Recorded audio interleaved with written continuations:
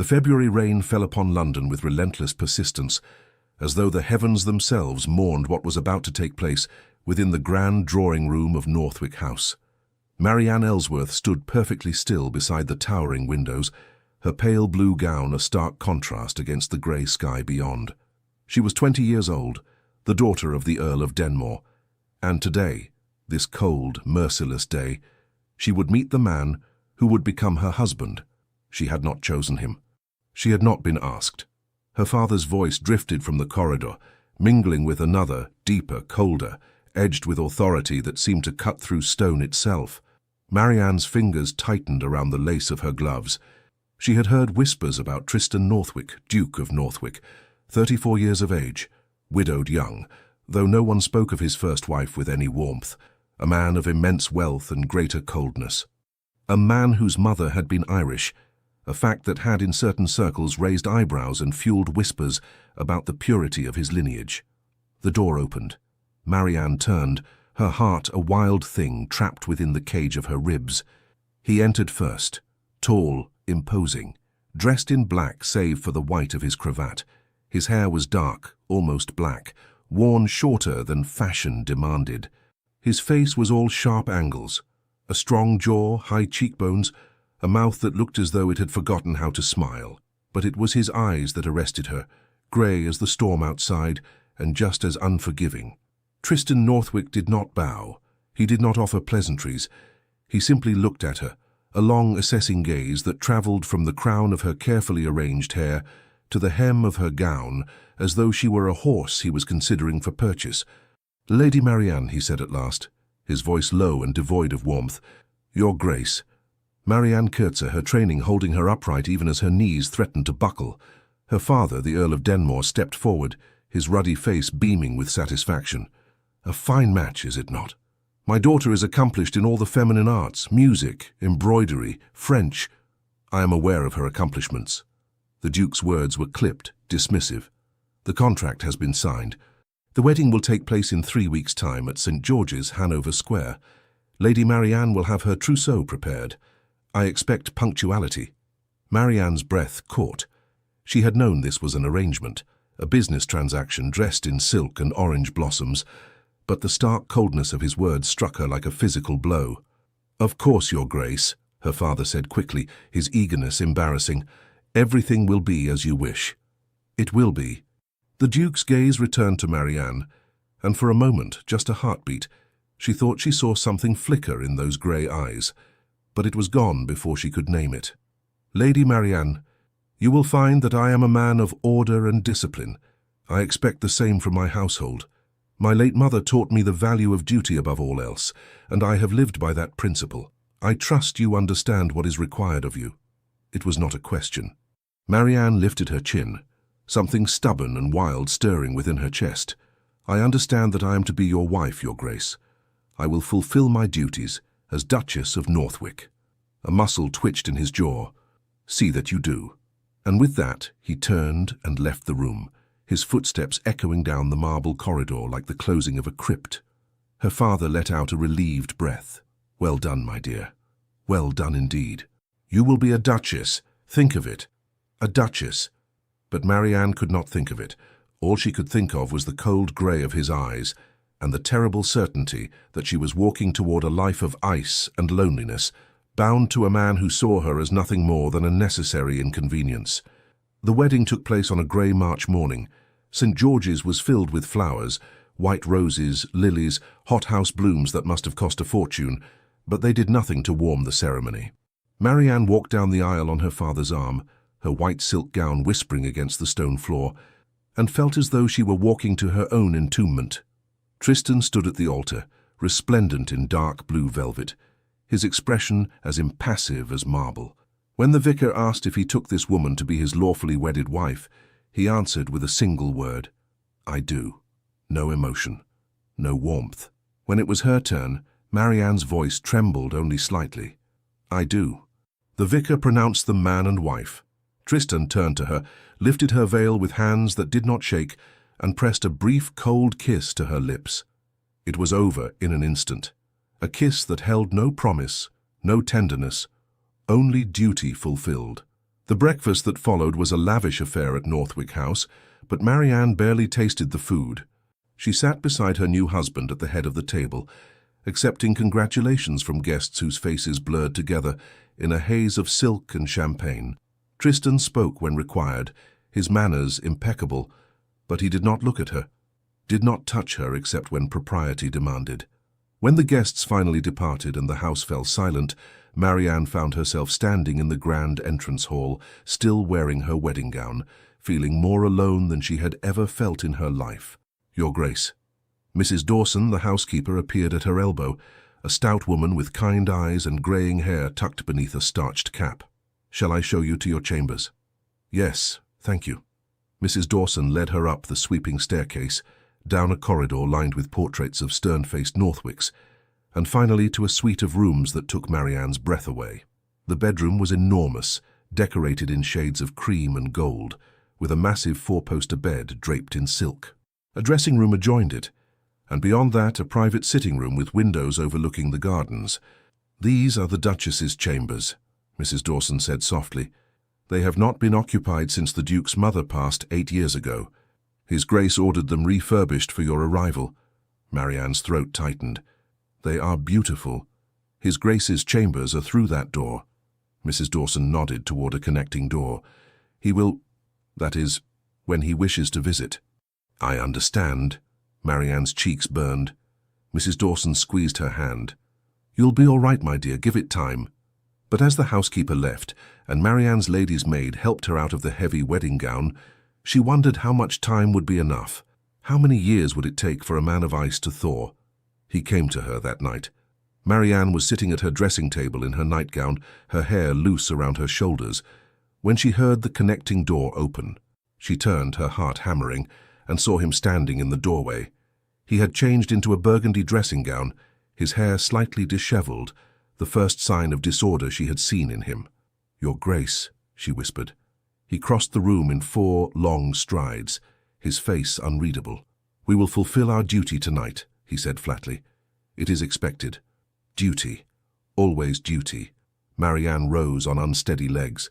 "I understand." He guided her to the bed with hands that were neither gentle nor rough, simply efficient. What followed was exactly as she had been told to expect by her married cousins, quick, impersonal, slightly uncomfortable. Tristan performed his duty with the same cold precision he brought to everything else. He did not kiss her, did not whisper endearments. When it was done, he rose immediately, refastened his dressing gown, and moved toward the connecting door. "Your Grace," Marianne heard herself say, her voice small in the darkness. He paused, his hand on the door handle. "Will you, that is, do you wish to what?" His tone was sharp. "To stay. To talk, perhaps." "There is nothing to discuss. You have done your duty, that is sufficient." And he was gone, the door closing behind him with a soft, final click. Marianne lay in the darkness, her hands pressed to her stomach, and felt tears slide hot down her temples into her hair. This was her life now, this cold, empty bed, this husband who treated her like a broodmare. She would grow old in this house, unloved and unseen, a ghost in silk gowns, performing her duties while her heart shriveled and died, unless she found a way to survive it. The weeks that followed established a pattern.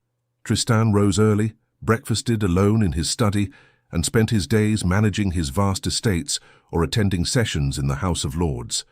Marianne took her meals in the smaller dining room, walked in the gardens when weather permitted, and tried to make sense of her new role. She was the Duchess of Northwick now, one of the highest-ranking women in England, but she felt like an imposter playing dress-up. Mrs. Dawson became her guide through the labyrinth of household management. There were 32 servants in the London house alone, each with specific duties that had to be coordinated with military precision.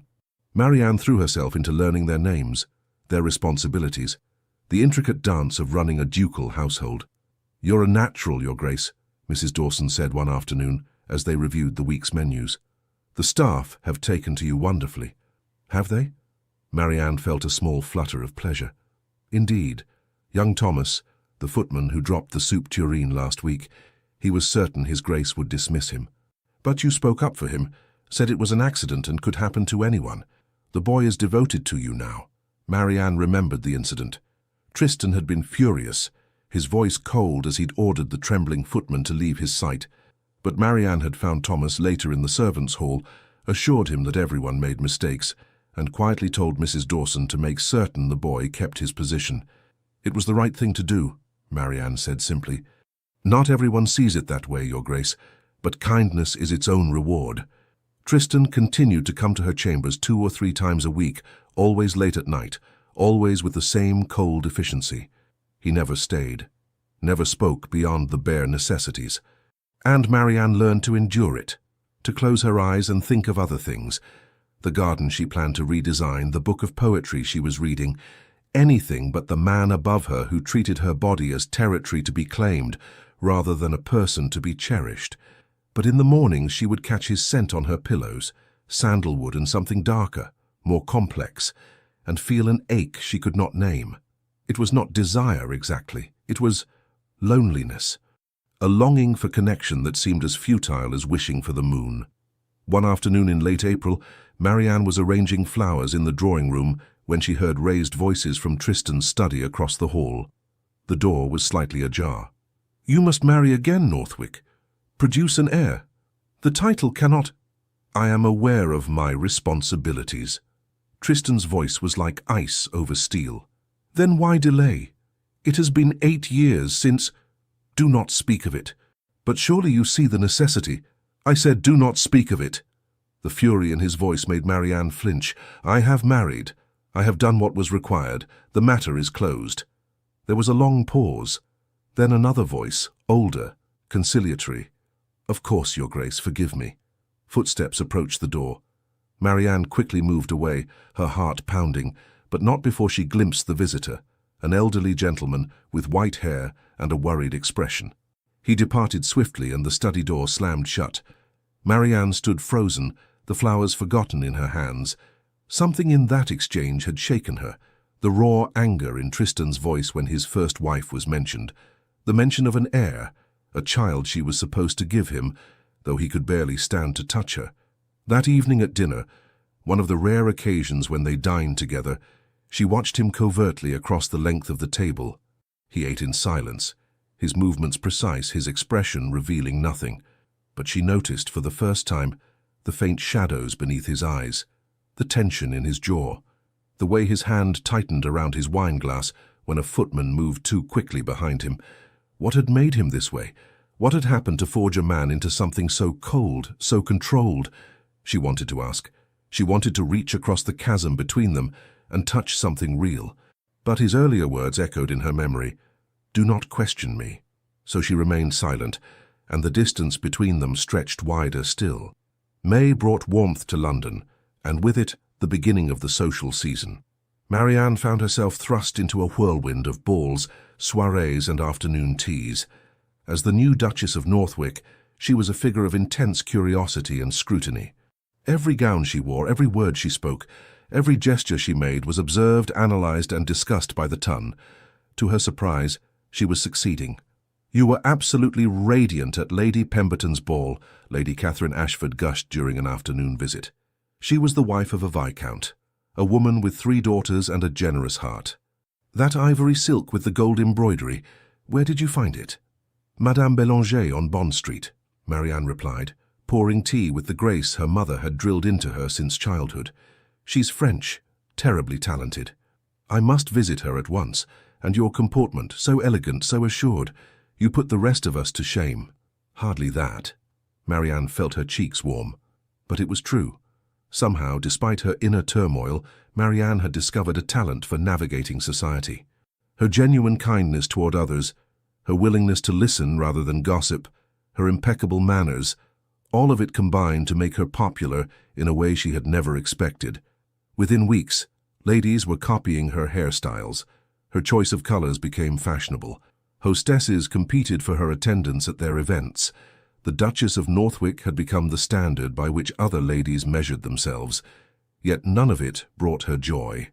Because at home in the grand house on Grosvenor Square, her husband remained as distant as ever. They attended social events together, his hand cold on her arm, his expression bored, and left separately, she in her carriage, he on horseback. They maintained the appearance of a proper ducal marriage, but behind closed doors there was nothing but ice, and it was breaking her heart. One evening in late May, Marianne returned home from a musicale to find the house unusually quiet. Most of the servants had retired for the night. She climbed the stairs slowly, exhausted from hours of maintaining her social mask, and was almost to her chambers when she heard it. Music. A violin, playing something haunting and beautiful. The melody seemed to drift from the far end of the corridor, from a room she had never entered. Marianne followed the sound, drawn like a moth to flame. The door was slightly open, warm candle light spilling into the darkened hallway. She peered inside and felt her breath catch. It was a music room she hadn't known existed.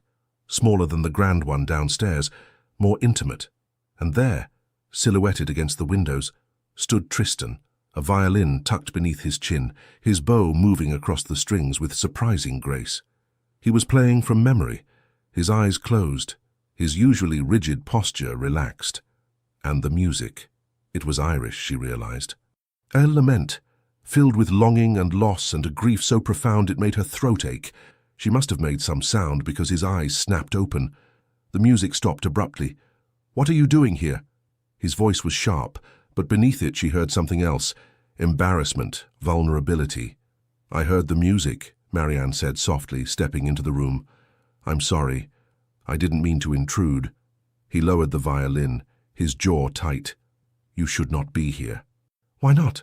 She moved closer, emboldened by the glimpse of humanity she had just witnessed. "It was beautiful. I didn't know you played. There is a great deal you do not know about me." He set the violin carefully in its case, his movements precise once more, the walls rebuilding. "And a great deal that is none of your concern." "I am your wife," Marianne said, and was shocked by the steadiness of her own voice. "Surely some things are my concern." He turned to face her fully, and in the candlelight his features were sharper, more forbidding. "Marriage does not grant you the right to pry into my private affairs." "I am not prying. I am simply trying to understand." "There is nothing to understand." He moved toward the door, clearly expecting her to leave. "Go to bed, madam, it is late." "Do not question me," Marianne said quietly. "Is that what you were going to say?" He stopped, turned slowly. "What?" "That first day we met. You made it clear that I was not to question you, that you would dictate the terms of our marriage, but Tristan—" She used his Christian name for the first time and saw something flicker in his eyes. "How can there be any marriage at all if we are strangers?" The silence stretched between them, taut as a bowstring. "You know nothing of what you speak," he said finally, his voice low and dangerous. "This marriage serves a purpose. It is not meant to be some romantic fairy tale." "I know that." Her voice broke slightly. "Believe me, I know that. But must it be so cold? Must you treat me as though I am— nothing?" Something shifted in his expression. Surprise, perhaps, or pain, she couldn't tell. "I treat you as a duchess should be treated, with respect, with propriety." "With ice!" The words burst from her before she could stop them. "You come to my bed and leave as though I am a task to be completed. You barely speak to me. You do not see me, and I—" Her voice dropped to a whisper. "I am so terribly lonely."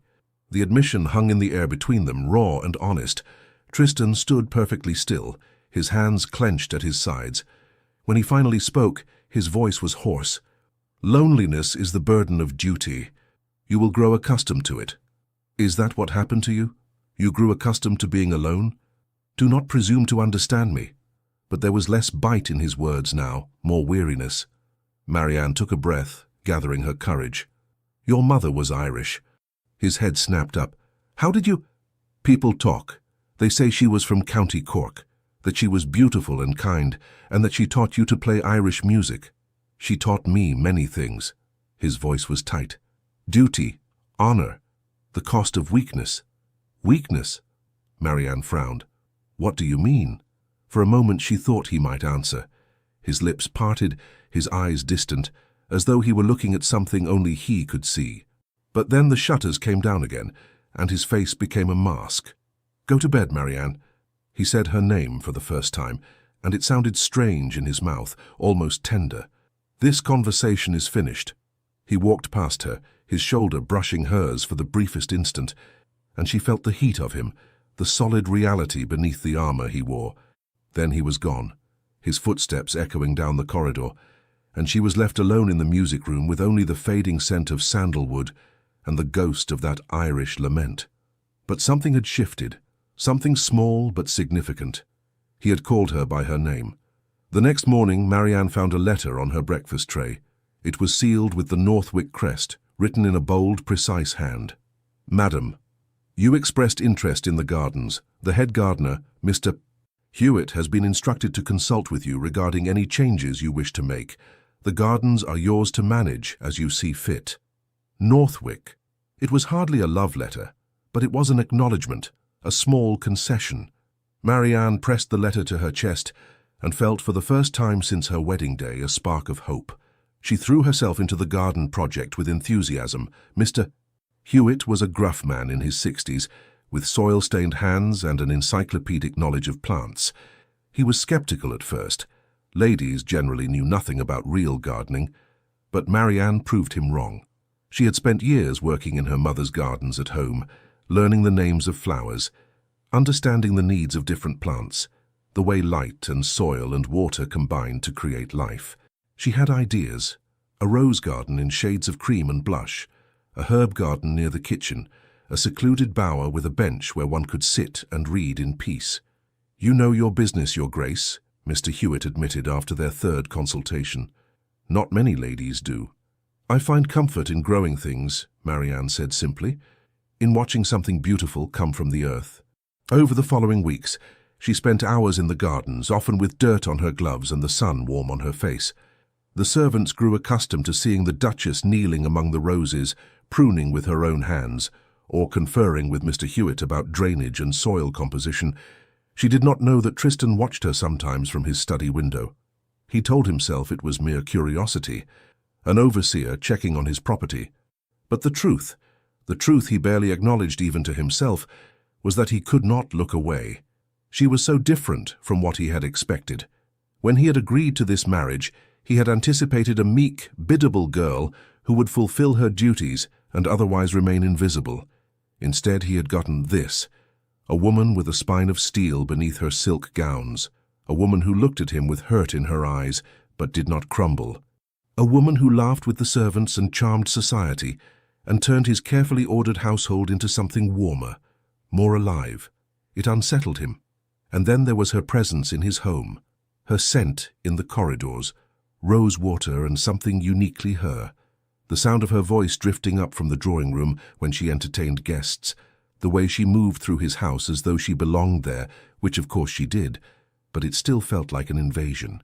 An invasion that was slowly breaching his defenses. He came to her chambers less frequently now, making excuses to himself about being busy, about having estate matters to attend to. The truth was that it had become harder to maintain his coldness, harder to treat her as merely a duty when she looked at him with those expressive eyes that seemed to see straight through his armor. One night in early June, he found himself standing before the connecting door between their chambers, his hand on the handle, unable to make himself turn it. On the other side, he knew, she would be waiting, or not waiting, perhaps reading or already asleep. And if he went to her now, performed his duty as he had so many times before, he couldn't do it. Not tonight. Not when his control felt so dangerously thin. He turned away, poured himself a brandy and stood at the window looking out at the gardens she had transformed. Even in the moonlight, he could see the changes. New roses, new pathways, new life growing where before there had been only rigid formality. She was changing his house, and he feared she was changing him. The confrontation came in mid-June, at a ball hosted by the Marquis of Wrexham. Marianne was in the ladies' retiring room, repairing a torn flounce on her gown, when she overheard two women talking in the adjacent alcove. She recognized their voices, Lady Hartley and Mrs. Pemberton, two of society's most notorious gossips. "She has certainly risen to her position admirably," Lady Hartley was saying. "One would almost forget she's merely an earl's daughter." "Indeed," Mrs. Pemberton's tone was sly, "though one wonders how long it will last." "What do you mean?" "My dear, everyone knows Northwick is cold as ice. His first wife, poor creature, died of loneliness, they say, and this new Duchess, for all her charm, will fare no better. Mark my words, within a year he'll have a mistress, and she'll be left to manage his household and bear his children, while he seeks warmth elsewhere. Marianne's hands stilled on her gown. Her face burned. You don't think he cares for her at all? Lady Hartley sounded almost disappointed. Care? Northwick? The man doesn't have a heart to care with. He's all duty and discipline. No, the new Duchess may win over all of London, but she'll never win him. Poor girl doesn't stand a chance. They moved away, their laughter fading. Marianne remained frozen, her reflection staring back at her from the mirror, pale, shocked, her eyes too bright. Was that what everyone thought? That she was doomed to a loveless marriage, destined to be betrayed and abandoned while she played the perfect Duchess? The worst part was that they might be right.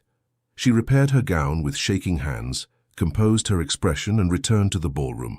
Tristan was exactly where she had left him, standing near the windows with a group of gentlemen, his posture rigid, his face bored. He looked so remote, so unreachable. As though he felt her gaze, he turned. Their eyes met across the crowded ballroom, and in that moment something inside Marianne broke. She could not do this, could not spend her life yearning for something he would never give, could not continue to pour her heart into a vessel that would never hold it. She turned away and walked toward the terrace, needing air, needing space, needing your grace. His voice stopped her at the threshold. She turned to find him standing close, closer than he had been in weeks, his grey eyes searching her face. Is something wrong? No. Her voice sounded brittle even to her own ears. Nothing is wrong. You are upset. I am perfectly well. You are lying. The bluntness of it shocked her into honesty. And if I am, does it matter? His jaw tightened. Of course it matters. You are my wife. Am I? The words escaped before she could stop them. Because most of the time I feel more like a piece of furniture. Useful, decorative, but not real. He stared at her, something like shock flickering across his features. Around them, the ballroom continued its glittering dance, but they might have been alone. That is not... He stopped, visibly struggling. I do not mean to make you feel unloved. She supplied the word he could not say. Invisible, like I matter to everyone except the one person whose regard I... She stopped, appalled at what she had almost confessed. Accept me, he finished quietly. She could not look at him, could not bear to see confirmation in his eyes that she meant nothing to him, that she would always mean nothing. Forgive me, Your Grace, I should not have spoken so. She turned to leave. His hand caught her wrist. The first time he had touched her in public. The first time he had touched her at all outside the cold confines of duty. Wait. She waited, her heart thundering. He seemed to struggle with the words, his grip on her wrist tightening. You are not furniture, you are not invisible. I see you, Marianne, His voice dropped, rough and low. I see you. She turned back slowly, searching his face for meaning. His eyes were dark, turbulent, filled with something she had never seen there before, something that looked almost like anguish. Then why? She whispered. Why do you keep me at such distance? He released her wrist as though it burned him. Because distance is safer. Safer for whom? For everyone. He stepped back, and she saw him rebuilding his walls, brick by brick. Forgive me. I should not have. We should return to the ball. Tristan, Your Grace. His voice was cold again, remote. We have been missed. And just like that, the moment shattered. After the ball, something changed between them, a shift so subtle that Marianne almost didn't notice it at first. Tristan began appearing at breakfast. Not every morning, but 3 or 4 times a week. He would enter the breakfast room while she was taking her tea and toast. He would nod curtly, serve himself from the sideboard, and sit at the opposite end of the table with his newspaper. They rarely spoke, but he was there. Then came the afternoon he walked into the drawing room while she was entertaining Lady Catherine and 2 other ladies for tea. Marianne had frozen mid-sentence, her teacup suspended in the air because Tristan never interrupted her social calls. Forgive the intrusion, he had said, bowing to the assembled ladies with perfect courtesy. I merely wish to inform you, madam, that the new roses you ordered have arrived. Mr. Hewitt awaits your instruction. Oh. Marianne set down her teacup carefully. Thank you, Your Grace. He had nodded and departed, but not before she caught something in his expression, a fleeting softness that made her heart skip. Lady Catherine had leaned forward the moment the door closed. "My dear, was that actually concern in the Duke's voice?" "Don't be absurd," Mrs. Hartley said, but she looked thoughtful. That evening, Marianne had gone to the gardens to inspect the new roses. 3 dozen bushes of a rare apricot variety she had requested. She was kneeling among them, examining their roots, when she felt eyes upon her. She looked up to find Tristan standing at the edge of the garden, watching, their gazes held for a long moment. Then he had turned and walked away, but not before she saw something in his face that looked almost like longing. The visits to her bedchamber stopped entirely. At first, Marianne told herself it was relief she felt. Those cold, dutiful encounters had been painful in their own way. But as days stretched into weeks without any summons, without any knock on the connecting door, she found herself lying awake at night, listening for footsteps that never came. Had she driven him away entirely with her emotional outburst at the ball? Had she revealed too much, asked for too much? Or, and this thought was somehow worse, had he simply lost interest? One night in late June, unable to sleep, Marianne rose and walked to the connecting door. She pressed her hand against the wood, knowing he was on the other side, perhaps also awake. She could knock. She could go to him. She was his wife. She had that right. But pride held her back.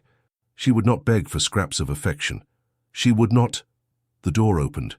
Marianne stumbled back, her heart in her throat. Tristan stood in the doorway in his shirt-sleeves, his cravat gone, his hair disheveled. He looked as shocked as she felt. They both began simultaneously, then stopped. "I heard you," he said finally. "I thought perhaps you were unwell." "No, I couldn't sleep."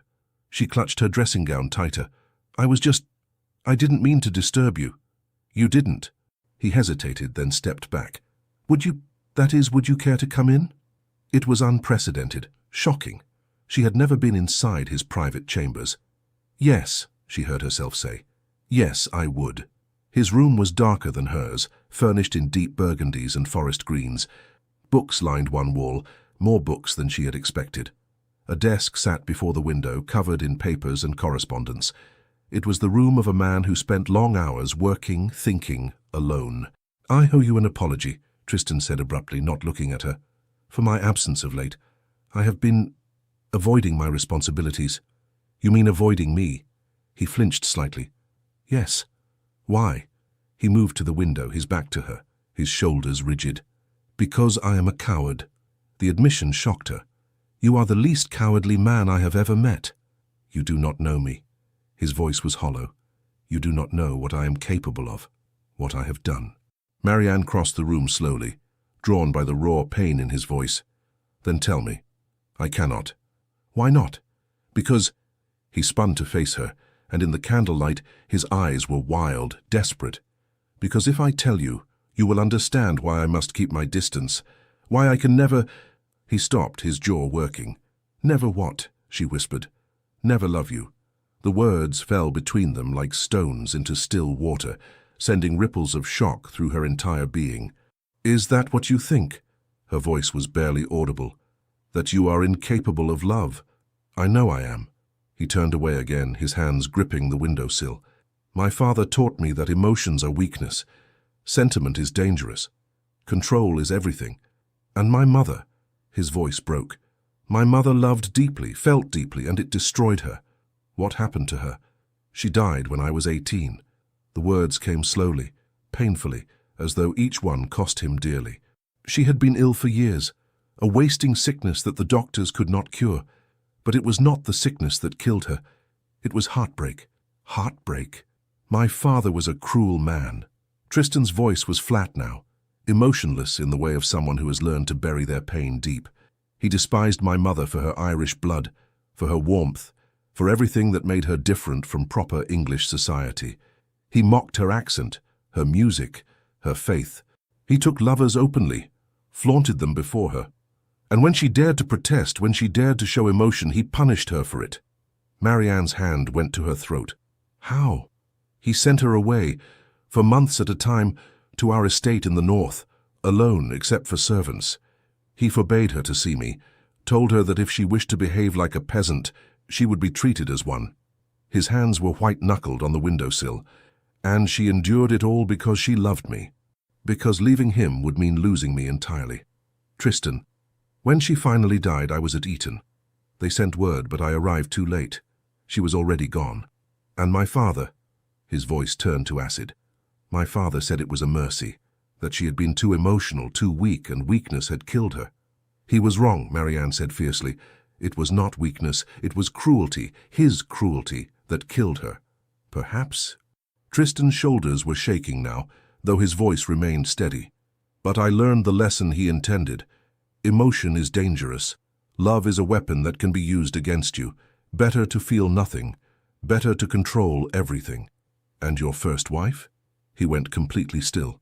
What do you know of her? Nothing. Only that she existed. That she died young. She did. He turned finally, and his face was a mask of anguish. Her name was Eleanor. We married when I was 22, an arrangement like ours. She was 15, terrified, completely unprepared for marriage. And he laughed bitterly. I treated her exactly as my father had taught me, with coldness, with distance. I told myself it was kinder that way, that I was sparing her the pain of false expectations, but truly I was simply afraid. Of what? Of becoming my father, of letting myself love her and then destroying her as he destroyed my mother. He met Marianne's eyes, and she saw the depths of his self-loathing. But I destroyed her anyway. She died in childbed 3 years after our marriage, giving birth to a son who did not survive. The doctors said she was too young, too fragile.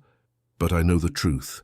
She died because I had made her so desperately unhappy that she had no will to fight for life.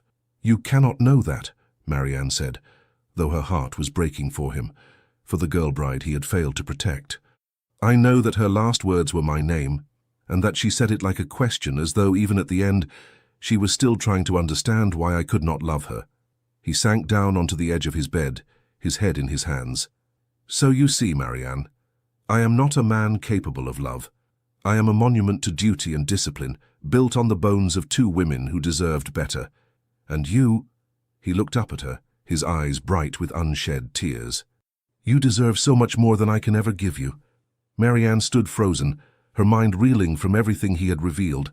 Part of her wanted to run, to flee this room and this man and the terrible weight of his past.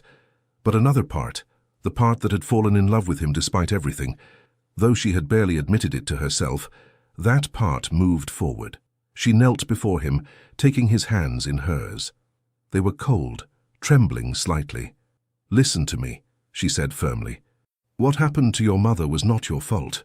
What happened to Eleanor was not your fault. You were a boy when your mother died, and you were barely more than a boy yourself when you married Eleanor. You did what you had been taught to do. That is no excuse. It is not an excuse, it is an explanation. She squeezed his hands. But Tristan, you are not your father. You have never been cruel to me. Cold, yes. Distant, but never cruel. And whatever you believe about yourself, I have seen glimpses of the man beneath that armor, the man who plays Irish music when he thinks no one is listening, the man who made certain his clumsy footman kept his position, the man who gave me the gardens because he knew they would make me happy. Small gestures. His voice was rough. They mean nothing. They mean everything. She reached up, cupping his face in her hands, the first time she had ever touched him with such tenderness. Tristan Northwick, you stubborn, wounded, impossible man. You think you cannot love? You think you have no heart? Then why are you weeping? He blinked, and tears, real tears, spilled down his cheeks. She caught them with her thumbs, holding his face gently, letting him break apart in her hands. I am so afraid, he whispered, afraid of hurting you, afraid of failing you, afraid that I am incapable of being what you need. What I need, Marianne said softly, is for you to stop punishing yourself for your father's sins. What I need is for you to let yourself feel, to let yourself be human, to trust that love is not always destruction. I don't know how. Then learn. She leaned forward, pressing her forehead to his. We will learn together. They stayed like that for a long moment, breathing together, their hearts beginning to beat in synchrony. Then Tristan's arms came around her, hesitant at first, then stronger, pulling her close. He buried his face in her hair and shook with silent sobs, years of grief and guilt and loneliness pouring out of him. And Marianne held him, this proud, broken man, and felt something shift in her chest. Not just love, though it was definitely love now, fierce and undeniable, but hope. Hope that they might actually find a way through this darkness together. When the storm finally passed, Tristan pulled back slightly, his face flushed with embarrassment. "Forgive me, I should not have—" "Don't." Marianne pressed a finger to his lips. "Don't apologize for being human." He caught her hand, pressing a kiss to her palm, the first truly tender gesture he had ever made toward her. "You are extraordinary, do you know that? I am ordinary, but I am also stubborn." She smiled slightly. "And I refuse to give up on you. Even though I am a lost cause? Especially because you think you are." He laughed, a real laugh, and the sound was like sunshine breaking through clouds. Then his expression grew serious again. "I cannot promise to change overnight. These walls I have built, they are strong. It will take time to dismantle them. Then we have time." Marianne settled onto the bed beside him, tucking her feet beneath her dressing gown. "We have all the time in the world." They talked through the night, really talked for the first time since their marriage. He told her about his mother, her love of music, her stories of Ireland, the way she had tried to teach him compassion despite his father's cruelty. He told her about his years at Eton and Cambridge, where he had learned to hide his emotions so thoroughly that they had almost disappeared entirely. He told her about the years after Eleanor's death, when he had thrown himself into managing his estates, using work as a shield against feeling anything at all. And Marianne told him about her own childhood, the pressure of being an earl's daughter, the weight of expectations, her love of growing things and quiet spaces.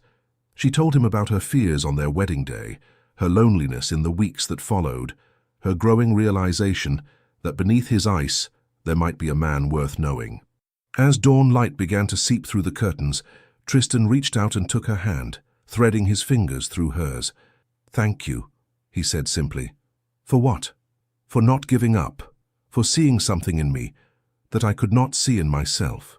He brought her hand to his lips, kissing her knuckles gently.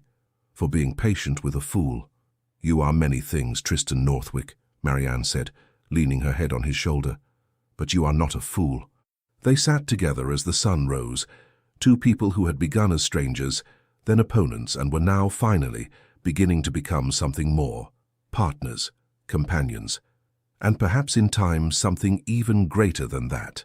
In the days following their nighttime confession, Tristan began the slow, painful work of dismantling the walls he had built around his heart. It was not dramatic. There were no grand gestures or passionate declarations. Instead, it was a series of small moments, tiny cracks in the armor that let light seep through. He began joining Marianne for breakfast every morning, and occasionally he would ask about her plans for the day. He started appearing in the drawing room when she had guests, staying for a few minutes to engage in polite conversation before excusing himself. Once he even smiled at something Lady Catherine said, a real smile that transformed his entire face and left the assembled ladies staring in shock. "Was that actually the Duke of Northwick?" Lady Catherine whispered to Marianne after he left. "Or has someone replaced him with a more agreeable duplicate?" Marianne had laughed, but her heart was full. He was trying. For her, he was trying. One afternoon in mid-July, Marianne was in the gardens with Mr. Hewitt, examining the progress of the roses, when Tristan appeared on the pathway. He was dressed for riding, his boots polished, his coat the color of midnight. "Your Grace," Mr. Hewitt said, bowing, "we were just discussing the placement of the new arbor." "Indeed." Tristan's gaze was on Marianne, warm in a way it had never been before. "Might I borrow the Duchess for a moment?" "Of course, Your Grace." Mr. Hewitt tactfully disappeared behind a hedge. Tristan approached slowly, his hands clasped behind his back. "I have been thinking."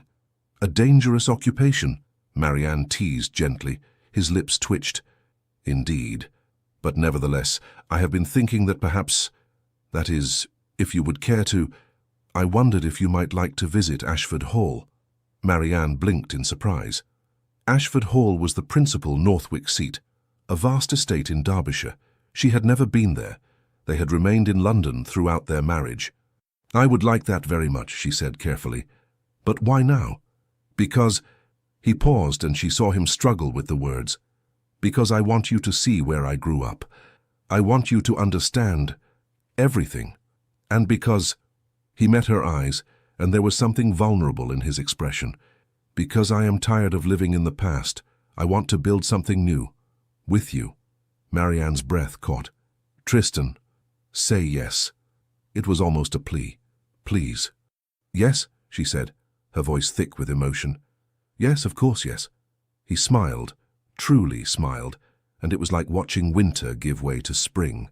They left London a week later, travelling north in the ducal coach. The journey took 3 days, and Marianne watched the landscape change from crowded city streets to rolling countryside to the wilder, more dramatic terrain of Derbyshire. Tristan was different away from London.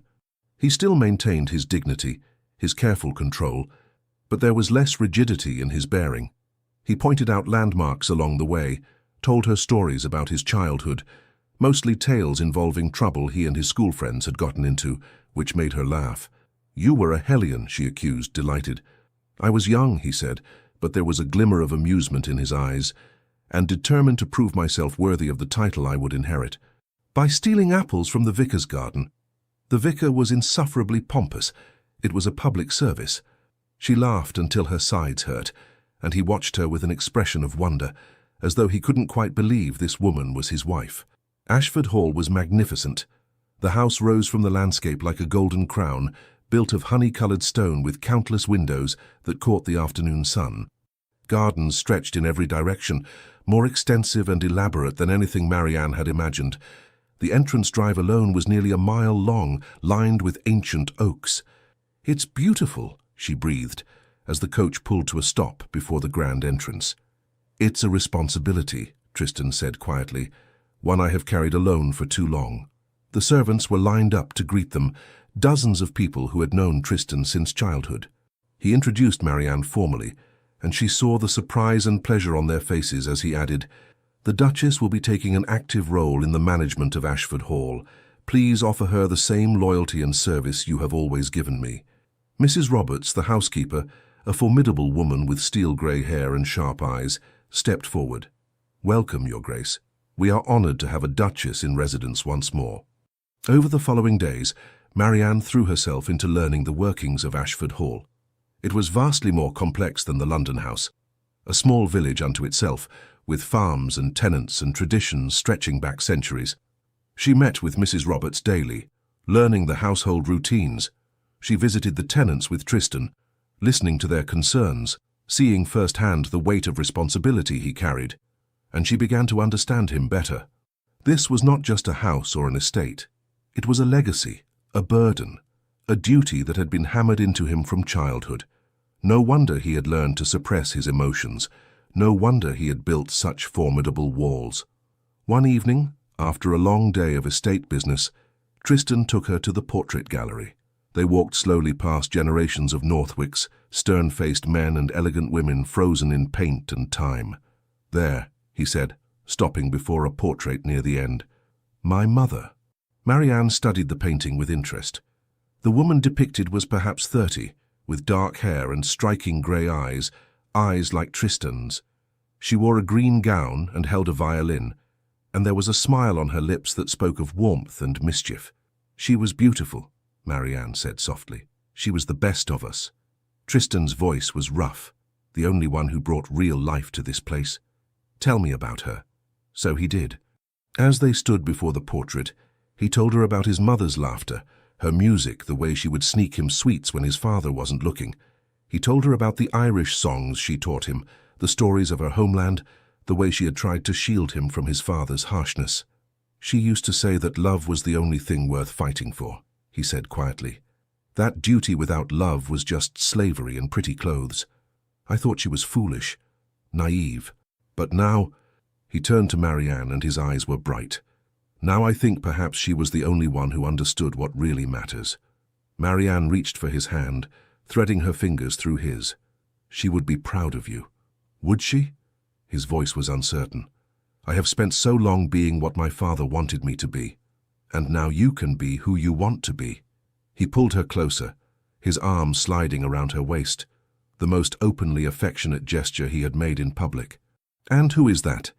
A man who allows himself to feel, to love, to be happy."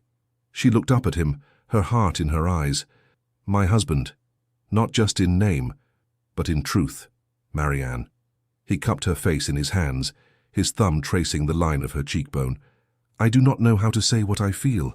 The words are difficult. Then show me, she whispered. He kissed her, not the cold, perfunctory kiss from their wedding, not the dutiful encounters in her darkened bedchamber. This was different, tender and searching, filled with emotion he could not yet put into words. His hands were gentle on her face, her waist, her back. He kissed her, as though she were precious, as though she were the answer to every question he had ever asked. When they finally broke apart, both breathless, he rested his forehead against hers. I am trying, he said hoarsely, to be the man you deserve, to learn how to love you properly. You already are, she said, tears streaming down her face. You already are. That night he came to her chambers. But this time was different. He knocked first, actually knocked, and waited for her invitation. He entered slowly, almost hesitantly, as though she might turn him away. Marianne was sitting at her dressing table in her nightgown, her hair loose around her shoulders. She met his eyes in the mirror. Tristan, I do not wish to presume, he said, and there was something achingly vulnerable in his voice. If you would prefer that I leave, stay. She rose and crossed to him, taking his hands. Please, stay. He let her lead him to the bed, and what followed was a revelation. He took his time, his touch gentle and exploratory, learning what made her sigh, what made her gasp. He kissed her slowly, deeply, as though he had all the time in the world. He whispered her name like a prayer, like an apology, like a promise, and Marianne, who had endured so many cold, dutiful encounters, finally understood what it meant to truly be joined with another person, not as obligation, but as desire, not as duty, but as love. Afterwards he did not leave. Instead he gathered her into his arms, her head on his chest, her body curved against his. His hand stroked her hair with a tenderness that made her throat ache. Thank you, he murmured into the darkness. For what? For not giving up on me, for seeing something worth saving beneath all the ice. His arms tightened around her, for loving me when I could not love myself. I will always love you, Marianne said, the words coming easily now, naturally. Even when you are stubborn, even when you are afraid, I will love you. She felt him shudder, felt the dampness of tears against her hair. I love you, he whispered, the words raw and new and clearly difficult for him. Marianne, I love you. I have loved you for weeks, perhaps months, and been too afraid to admit it even to myself. But I love you. She turned in his arms, cupping his face so she could see his eyes, those grey eyes that were no longer cold but warm and bright with emotion. Say it again, she demanded, smiling through her own tears. I love you. He kissed her forehead. I love you. Her cheeks. I love you. Her lips. I will spend the rest of my life showing you how much I love you. And he did. The next morning, Marianne woke to find him already gone from the bed, and for a moment, old fear clutched at her heart. But then she saw it. A single, perfect rose lying on his pillow, apricot-coloured, the same rare variety she had planted in the London gardens. A note was tucked beneath it, written in his bold, precise hand. For the woman who taught me that walls can be dismantled, that ice can melt, and that love is not weakness, but the greatest strength of all. I will love you until my last breath. Yours, eternally, Tristan. Marianne pressed the rose to her lips, breathing in its sweet fragrance, and felt joy bubble up inside her like champagne. They remained at Ashford Hall through the summer and autumn, and Marianne watched as Tristan continued to change. He smiled more readily. He laughed at her jokes. He sought out her company not because duty demanded it, but because he wanted to be near her. He began playing his violin again, Irish music that filled the house with beauty and longing. Sometimes Marianne would find him in the music room at twilight, lost in melody, and she would simply sit and listen, her heart full to overflowing. He took her riding across the estate, showing her his favourite places, a lake where he had learned to swim as a boy, a hilltop where one could see for miles, a secluded grove where his mother used to take him when his father's temper grew too fierce. I want to share everything with you, he told her one afternoon as they sat by the lake, her head on his shoulder. Every memory, every fear, every hope. I want there to be no more walls between us." "There aren't," Marianne said, kissing his jaw. "Not any more." He turned to her, his grey eyes serious. "There is something I want to do. Something important." "What?" "I want to visit Ireland, to find my mother's family, if any still live. To see the places she told me about, to understand where she came from." He took Marianne's hands. "And I want you with me. Will you come?" "Of course," Marianne said without hesitation. "Wherever you go, I go. We are partners now, remember?" "Partners."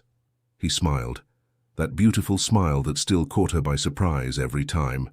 I rather like the sound of that. They made plans to travel to Ireland the following spring, but as autumn deepened into winter, Marianne began to suspect that their plans might need to be adjusted. She waited until she was certain, until the physician confirmed what her body had already told her. Then, one evening in late November, she found Tristan in his study, poring over estate documents by candlelight. "Working late," she said from the doorway. He looked up, his face softening immediately. "Come in, please. You know you never need permission to enter." She crossed the room and settled into his lap, something she had taken to doing, delighting in his surprised pleasure every time. He wrapped his arms around her automatically, pressing a kiss to her temple. "To what do I owe this honor?" he murmured against her hair. "I have news," Marianne said, her heart racing. "Something I need to tell you." He pulled back slightly, studying her face with concern. "Are you well? You look pale." "Should I summon the physician?" "The physician has already been summoned." She took a breath, then smiled. "Tristan, I am with child." He went completely still. His face drained of color, then flushed. His mouth opened, closed, opened again. We are going to have a baby," Marianne confirmed, laughing at his stunned expression. "In late spring, the physician believes." "A baby?" He said it as though he had never heard the word before. Then suddenly, fear flooded his face. "But what if Eleanor—" "I am not Eleanor," Marianne said firmly, taking his face in her hands. "I am strong, healthy, and I have you, a you who is not the frightened, damaged boy you were when you married her, a you who has learned to love, to trust, to hope." She kissed him gently. "We will face this together, my love, just as we face everything together now." His arms came around her, crushing her against his chest. She felt him shaking, felt the dampness of tears against her hair. "I am terrified," he admitted hoarsely. "So am I," she confessed, "but I am also joyful. We are creating a life, Tristan, a life born of love, not duty, a child who will be raised with warmth and affection, not coldness and discipline. Isn't that extraordinary?" He pulled back, cupping her face in his hands, and she saw wonder dawning in his eyes. "A child," he repeated, and this time there was joy beneath the fear. "Our child, she confirmed. He kissed her then, deeply and thoroughly, and when he finally released her, there were tears streaming down his face, tears of joy this time, not grief. "I love you," he said fiercely, "both of you. I will spend every day proving that I can be a good father, a good husband. I will not fail you, I swear it."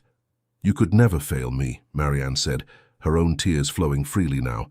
"You have already given me more than I ever dreamed possible. You have given me yourself." Tarsendam Epilogue, Spring 1803. The baby came on a warm May afternoon, when the roses in the Ashford Hall gardens were in full bloom. Tristan paced the corridor outside Marianne's chambers like a caged wolf, his hair dishevelled, his cravat long since discarded.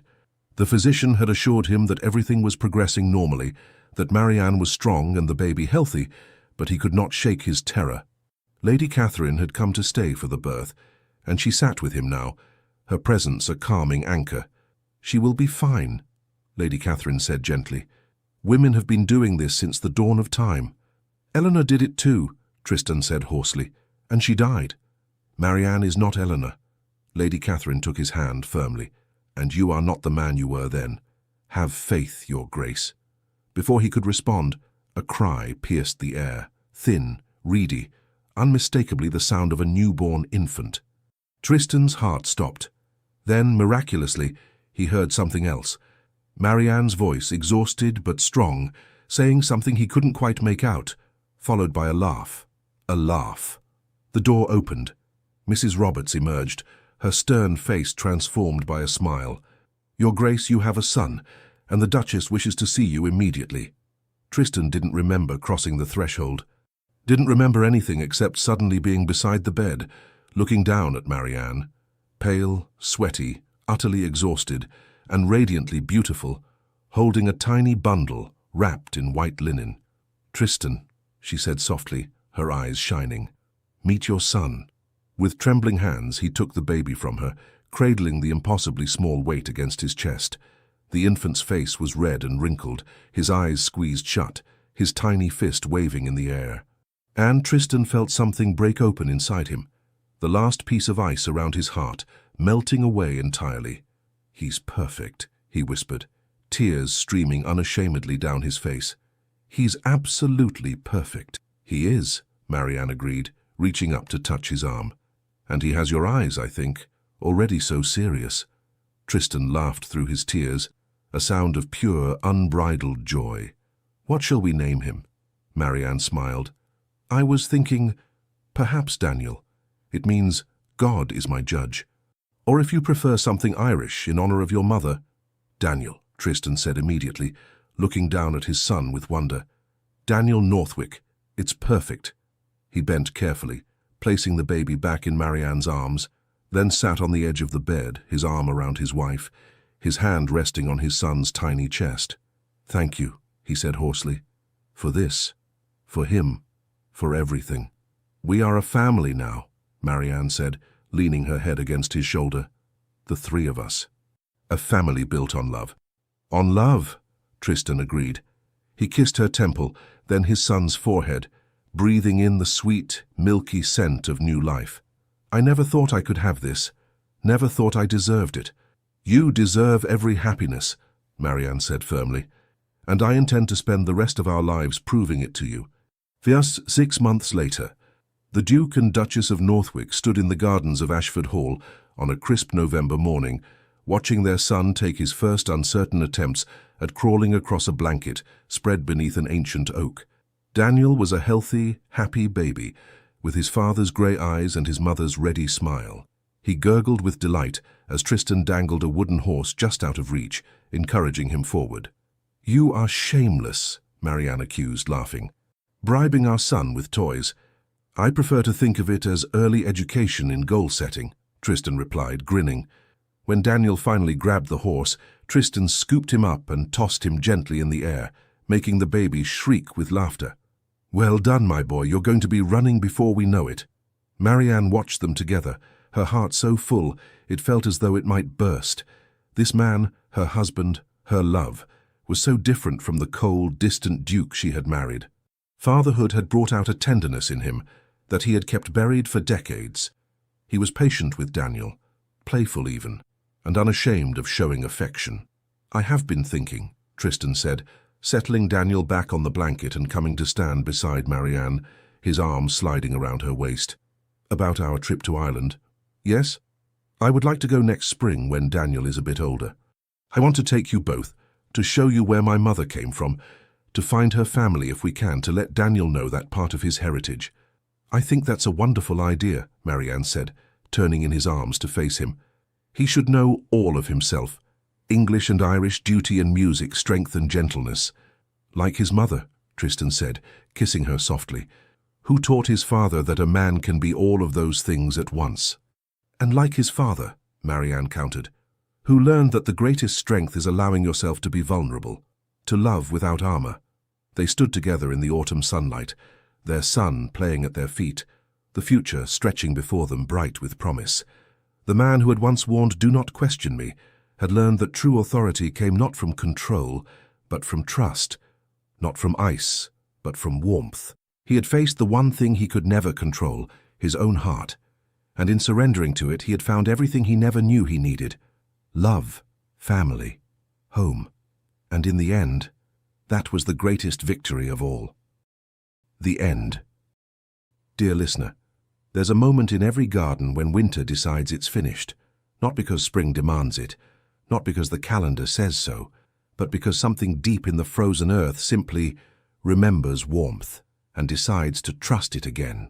Tristan spent decades convinced he was the winter, permanent, unchangeable, necessary. What he didn't realize was that he wasn't the season at all. He was the garden, waiting. Here's something I've been thinking about.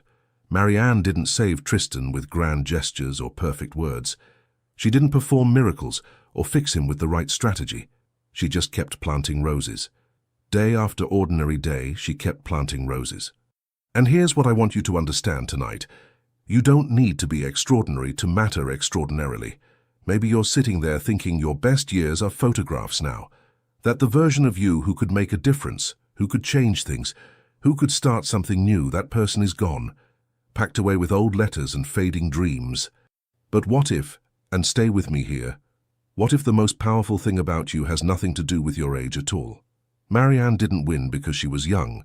She won because she refused to let someone else's winter define her spring. She walked into that frozen house and said, "I see you've chosen ice, that's fine, I'm planting roses anyway." That's the kind of defiance the world needs more of. Not loud defiance, quiet defiance.